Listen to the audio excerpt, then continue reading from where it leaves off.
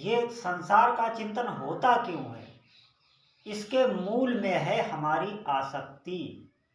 और हमारी आसक्ति क्यों हुई? आसक्ति का मतलब है ममता, हमारा राग है। जहाँ राग होगा, जहाँ प्रेम होगा, आसक्ति होगी, वहीं स्वतः चिंतन जाता। और हमारा ये राग हुआ कैसे? अनंत जन्मों तक हमने संसार में आसक्ति पूर्वक क्रियाएं की हैं। इसीलिए उस चित्त में हमने कई बार ये बताया है कि चित्त वही रहता है। आपका शरीर बदल जाएगा, आप जब मृत्यु होती है उसके बाद शरीर बदल जाता है, लेकिन चित्त वही रहता है, वही रहता है। अनंत जन्मों का भंडारण इसमें भरा रहता है। तो वही हमारा स्वभाव बना है। इसलिए आप देखिए, हमें संसार की माला लेके नहीं बैठने पड़ती। पारिवारिक जनों की आपने जो भी व्यवहारिक हैं, मिलने वाले जिन जिन से आप संबंध जोड़े, उनका हमें ध्यान कभी धरना पड़ता है, स्वतः होता है। और इष्ट देव का हमें ध्यान धरना पड़ता है, उनके लिए हमें श्रम करना पड़ता है, और उसमें भी हम उकता जाते हैं। अगर हम सत्संग ना सुने तो हम एक क्षण भी भजन नहीं कर सकते। ऐसा हमारा मन है, ऐसा हमारा अंतःकरण दूषित है, मलिन हो गया है। इसीलिए ये बार बार बताया जाता है कि जैसे में संसार का चिंतन होता है, अगर ऐसे ही आपका भगवत चिंतन, इष्ट चिंतन होने लगे तो इसी को सिद्धि कहते हैं। जिस समय आपका भगवत चिंतन होता रहता है और शरीर आपका चाहे जहां भी हो, आपका बाल बांका नहीं हो सकता, कुछ भी नहीं हो सकता। पूरी सुरक्षा में आप होते हैं उस समय। इष्ट देव के साक्षात्कार, उनके नजदीक होते हैं।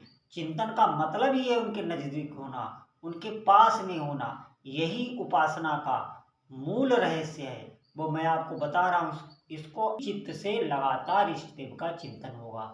शरीर आपका चाहे जहाँ भी हो। बहुत शक्ति है इष्ट देव के चिंतन में, इस बात को आपको समझना पड़ेगा।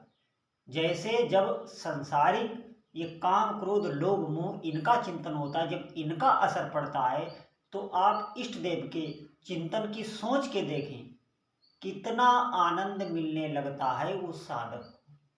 करते हैं उसका इस चित्त पे असर पड़ता है, और चित्त से आप जो चिंतन करते हैं उसका इस शरीर पे असर पड़ता है। कोई भी आप अनुभव करके देख लें। तो जब आप इष्ट देव का चिंतन करेंगे, भगवत चिंतन करेंगे, तो दिव्य दिव्य अनुभूतियां होंगी और इस शरीर में अलौकिकता आने लगेगी। आप काम का चिंतन करने लग जाएं तो पूरे मन, बुद्धि, चित्त पर, आपके शरीर तक पर काम का अधिकार पूरा हो जाता है। आप बच नहीं सकते। आप किसी का भी चिंतन करके देख लें, सीधे सीधे चिंतन से हम उससे जुड़ते हैं। अध्यात्म का मतलब ही चिंतन है। और जब आपका इष्ट देव का चिंतन होने लगता है तो निश्चित मानिए, जितनी सामर्थ्य इष्ट देव में है वो स्वतः आने लगती है। उसके लिए कुछ प्रयास नहीं करना पड़ता, स्वतः आने लगती। जैसे आप अग्नि के पास जाएं तो आपको ताप लगने लगता है कि नहीं लगने लगता है? आप जल के पास जाएं, शीतलता आपको महसूस होती है कि नहीं होती है? ठीक इसी प्रकार इष्ट देव का जब आप चिंतन करेंगे तो उनका जो स्वभाव है वो आने लगेगा, वो आपके अंदर आने लगेगा, इसी शरीर में आने लगेगा। इतनी दिव्यता होती है चिंतन में। चिंतन एक बहुत बड़ी वस्तु है, और इसे भगवान ने हमें उपहार में पहले से दे रखी। हमें इसका सदुपयोग करना है।